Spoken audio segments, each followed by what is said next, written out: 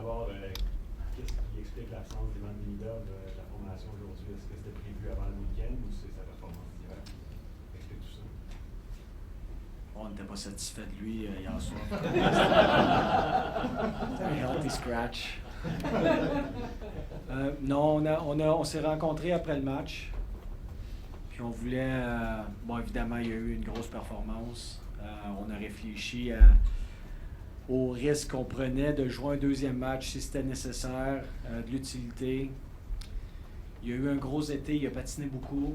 On a eu 2 jours d'entraînement assez intenses. On savait qu'aujourd'hui, le niveau d'énergie allait être un peu plus bas. Donc, on a discuté de tout ça. Puis, la nécessité de le faire jouer, est-ce que ça va être bénéfique pour lui? Puis, on a réalisé que non. Donc, on a pris cette décision en comité. Philippe Mézard vient de dire que j'ai encore beaucoup à prouver aux partisans des Canadiens. Je sais que plutôt cette semaine, on a demandé avec toi le besoin de grit. Tu l'as dit mal entendu au niveau de comment être plus griteux. Mais écoute, il a quand même démontré beaucoup offensivement aujourd'hui. Est-ce que Philippe, à ton avis, a le potentiel, le talent offensif pour jouer dans la Ligue nationale? Est-ce que c'est suffisant son talent offensif national? Non.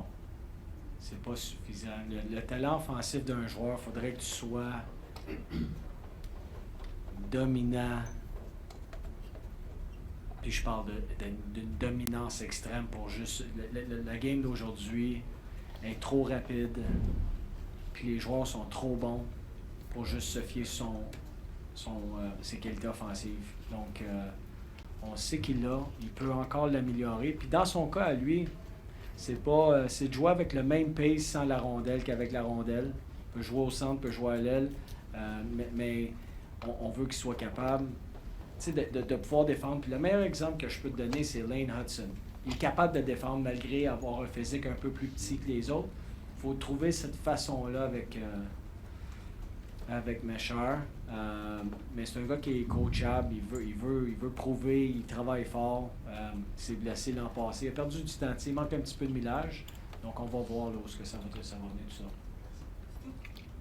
Talking last night, we talked before you see your sons before. He's never been a captain before anywhere. It's the first time he's had to see him. Sort of not a bad way to start. You were talking last night about being a good person and a leader, but what do you like about his game and what the team?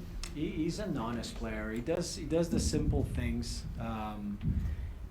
He knows what he is. He's a little bit older, right? And he knows what he is. He's good on the forecheck, going to the net, simple plays. He doesn't have to overhandle the puck, blocking shots.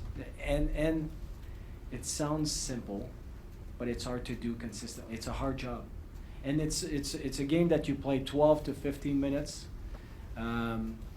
Probably the bottom part of your lineup, but those guys are huge in the playoffs. So I think he knows what he is. He's very, very, very serious about his craft and getting better at it. So I think, and he was good around the team too.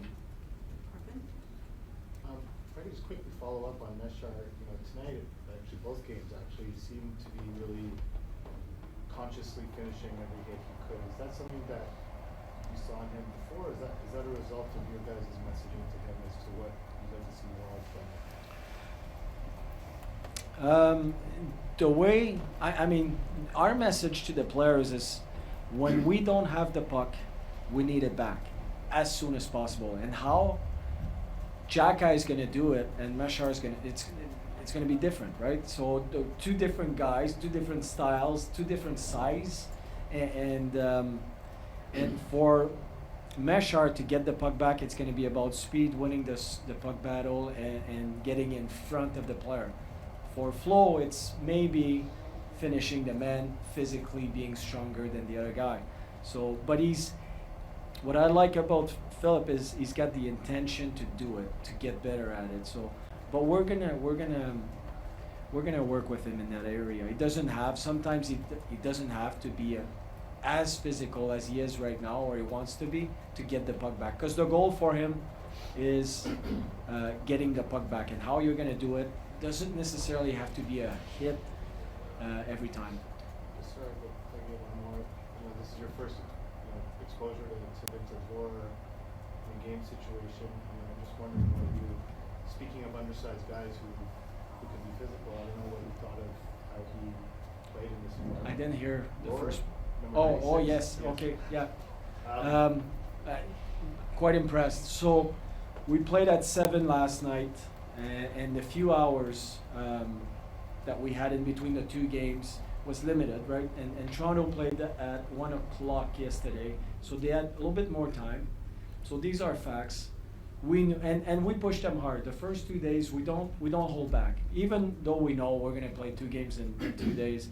But I thought that in the third period, he still had some jump. He still had the pace in this game, made some plays, great cutbacks, creating offense, but also not at the cost of playing good defensively. So I liked him. I liked him, and you know, he plays in the Swiss League with men, and he hasn't played the power play in 2 years. He said guys are just, you know, older than me, more, and I can tell. But he played the PK, so he's got this in his toolbox. Very cerebral kid, young man. So this interesting guy. Éric, Dave, Mathias, Martin. Pascal, qu'est-ce que tu as pensé des 2 prestations de Fowler? On dirait qu'il donnait de la confiance, comme même si vous avez perdu. Ouais, non, il y a une présence sur la patinoire, il y a une présence dans la chambre. Le gars, il y a un aura qui lui est propre. Il joue pas de game, là, ça vient juste naturellement. On avait des options, on avait pensé à le jouer un match complet, puis jouer les 2 autres gardiens de but aujourd'hui.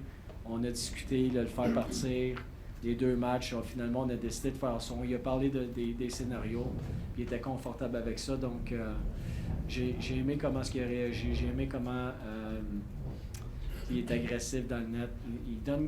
Certainement, il donne la confiance aux joueurs devant lui.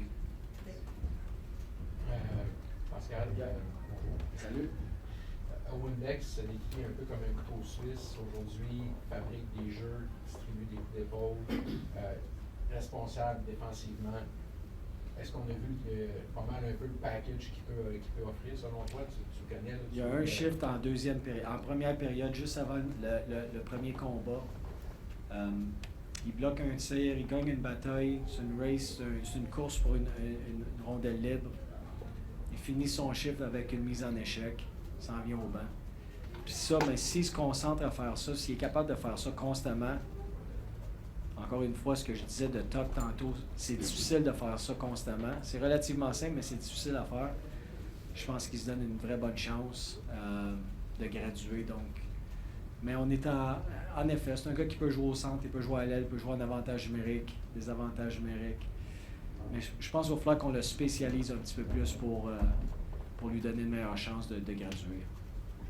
Un gars comme Ryan Backer, compte tenu de son statut de haut choix au repêchage, il a été blessé. C'est un gars plus cérébral dans les tournois, plus échevelé. Est-ce qu'il y a des attentes ou c'est vraiment un tournoi juste pour qui retrouve la forme? Un peu des deux. On a des attentes, évidemment. On veut voir les choses qu'on a enseignées l'an passé. On veut qu'il retrouve la forme. Je trouve qu'il était bon dans les 2 matchs, mais je voyais aussi des moments où son manque de millage, son manque d'expérience était visible. Puis en même temps, on regarde ses décisions avec la rondelle, comment rapidement il est capable de lire les options, comment vite son computer est. Donc, c'est une combinaison des deux.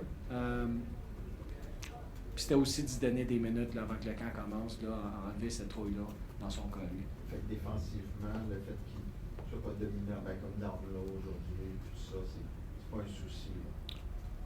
On veut tout le temps qu'il soit bon défensivement. On sait que c'est une partie de son match, il va falloir qu'il améliore. Mais l'an passé, lorsqu'il jouait, lorsqu'il est revenu au jeu, puis on a créé un genre de momentum, il était capable de faire un bon boulot. Donc, je pense qu'il va être capable. Puis dans son cas, à lui, je pense que physiquement, il n'est pas rendu à... c'est pas rendu au maximum. Il n'est pas rendu il n'a pas fini son développement physique. Donc, avec le temps, ça va prendre un peu de temps. Pascal, tu as parlé un petit peu de Fowler tout à l'heure. C'est pas un endroit facile pour garder les buts ici, évidemment. Qu'est-ce que tu veux dire? Je sais pas. Il semble avoir une bonne assurance en lui, en ses moyens. Est-ce que tu dirais que sa température mentale est au bon endroit pour avoir du succès ici? Je le connais un peu, parce qu'il est arrivé en fin de saison l'an passé. Mais de ce que je connais, jusqu'à présent, je pense qu'il y a le mindset puis l'approche pour avoir du succès dans un marché comme Montréal. Je pense que sa personnalité fait en sorte qu'il peut être un joueur, il va utiliser cette situation-là qui est demandante, qui est difficile, effectivement, pour pouvoir performer dans un marché comme Montréal, de ce que je connais jusqu'à présent. T'as une question?